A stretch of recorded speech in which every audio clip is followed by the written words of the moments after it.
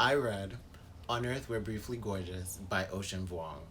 I read this for my book club, the QPOC Reading Circle. This book, it's not that long, but it was a dense, heavy read for me. For me, for me, it was. I didn't hate it, but I didn't fully enjoy it. I had to like stop reading it for a while because it was taking me a very long time to get through it.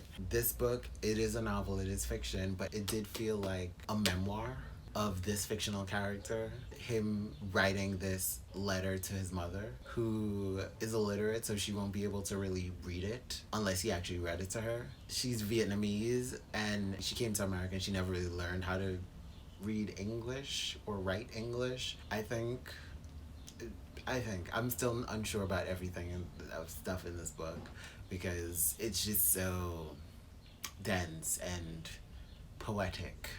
I don't think I understood some of the stuff that happened here.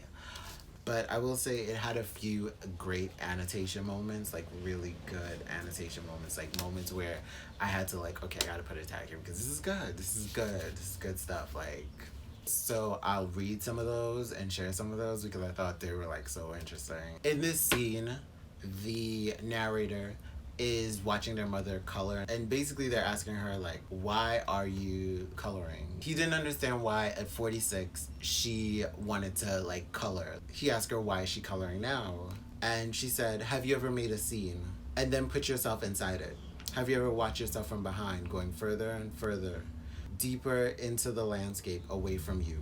And the narrator says, how could I tell you that what you were describing was writing? How could I say that we, after all, are so close, the shadows of our hands on two different pages merging? The fact that she's using these scenes that she's coloring as ways of kind of like expressing herself instead of actually being able to write or even read a story where she can escape into it. So I thought that was like such a beautiful quote. Oh, another good one that I really loved, that was my favorite. The time at the nail salon, I overheard you consoling a customer over her recent loss. While you painted her nails, she spoke. Between tears, I lost my baby, my little girl, Julie. I can't believe it. She was my strongest, my oldest. You nodded, eyes sober behind your mask. It's okay, you said in English. Don't cry. You're Julie? You went on. How she die? Cancer, the lady said. And in the backyard, too. She died right there in the backyard, damn it. You put down her hand, took off your mask. Cancer. You leaned forward. My mom, too, she died from the cancer. The room went quiet. Your coworkers shifted eyes in their seats. But what happened in the backyard? Why she die there? The woman wiped her eyes. That's where she lives. Julie's my horse. You nodded, put on your mask, and got back to painting her nails. After the woman left, you flung the mask across the room. A fucking horse?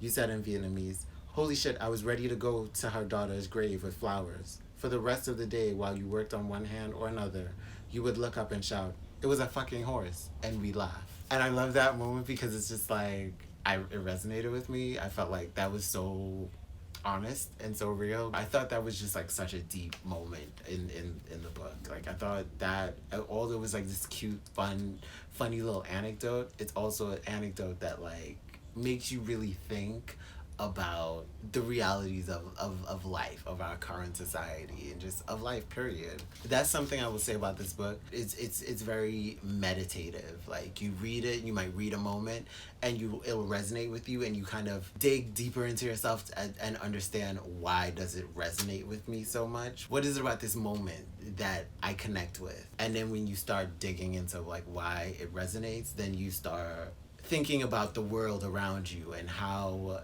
you feel about the world. That's mainly me though, that's kind of how I see it. Another line that I like, they say that trauma affects not only the brain, but the body too. It's musculature, joints, and posture. I understand how trauma affects you, and it makes me think of how trauma has affected other people, and sometimes how trauma has even affected me. Sometimes something traumatic happens and your shoulders are slumped after that because you're scared, and you're scared to ever feel that trauma again. Like, it changes you. And there was also the moments about tackling race that I thought was interesting in this book too. There are even more quotes and scenes within this book that I enjoyed. But I feel like if someone reads this and they're really open to this book, they will find moments and they will find quotes and scenes that really resonate with them, help them be a little bit more introspective about their own lives. But I don't know, that's if you're into it, that's if you're interested in it. I, although not fully invested in it, found moments in it that I enjoyed, and I found moments that resonated with me. I haven't talked to my book club about this book yet. I'm looking forward to having the discussion about it and sharing my own thoughts and hearing other people's thoughts about it. I appreciate the experience of reading this book. Comment your thoughts if you've read this book or plan on reading it or have read other introspective books that like you've read it and there were scenes and quotes that have made you introspective. Definitely comment about those. I would love to know about them. Thank you for sharing your time with me. And I'm out this bitch like Fleek. The fact.